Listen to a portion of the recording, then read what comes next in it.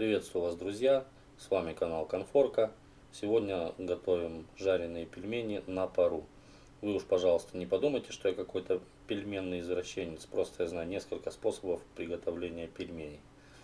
Для приготовления пельменей на пару, ну или как по-другому называют, на воде, нам понадобится все то же самое, что и для обычной жарки пельменей. Это сковорода, поставленная на огонь, налитое подсолнечное масло, распределенное по всей поверхности сковороды.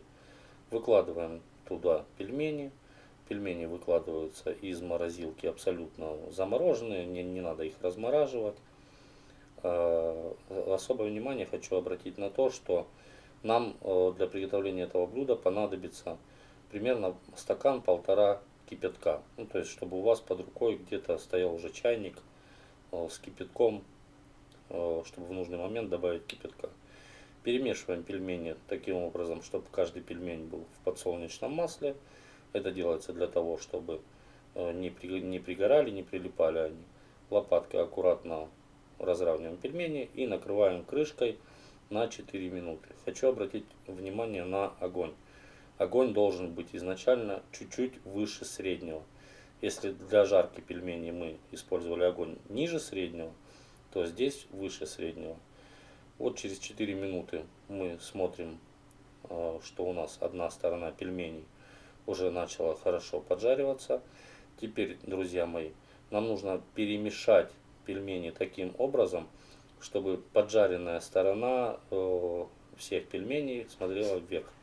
Будьте добры, не поленитесь, буквально минутку-две уделите для того, чтобы постоять, вот лопаточкой попереворачивать, чтобы все поджаренные стороны смотрели вверх. После этого обязательно просаливаем пельмени, накрываем крышкой и оставляем буквально на 2-3 минутки. Через 2-3 минутки снимаем крышку, опять все это дело перемешиваем. Смотрим, где прожарилось, где не прожарилось. Вторая сторона у нас будет не так прожарена, как первая. Но у нас пельмени уже готовы к дальнейшим действиям, уже просолены. Теперь, друзья, самый важный момент. Наливаем кипяток. Я закрыл специально крышкой и рукой объектив, чтобы не попали бурлящие капли на камеру. Наливаем кипятка ровно по середину пельменя. Ну, то есть вода не закрывает пельмени. Ну, будет там чуть-чуть больше, чуть-чуть меньше, ничего страшного. Теперь наша основная задача дождаться, когда вода, то есть кипяток, который мы налили, испарится. Ну, на все это дело нам понадобится примерно 15 минут. Вот.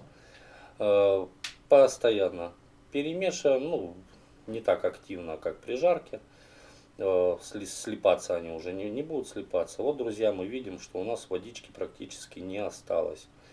Опять перемешиваем пельмени. И теперь самое время поперчить наши блюда. Перчим черным молотым перцем. По вкусу кому сколько. Мне, допустим, нравится, чтобы они, пельмени, были побольше поперченные. Вот. Теперь, друзья, после того, как мы поперчили, мы видим, что у нас водичка практически ушла. Буквально через пару минут вся вода у нас уже уйдет. Вот, перемешиваем там буквально 1-2 раза после того, как поперчили. Теперь, друзья, мы видим, что у нас вода ушла, воды не осталось, и у нас в сковородке вот, плюхается только растительное масло, которое осталось у нас с самого начала готовки. Ну, все, в принципе, наше блюдо готово. Теперь нам осталось наши пельмешки переложить в тарелочку. Очень аккуратно надо это делать, потому что они очень горячие. Ну, и все, наше блюдо готово. Приправляем пельмени сметанкой.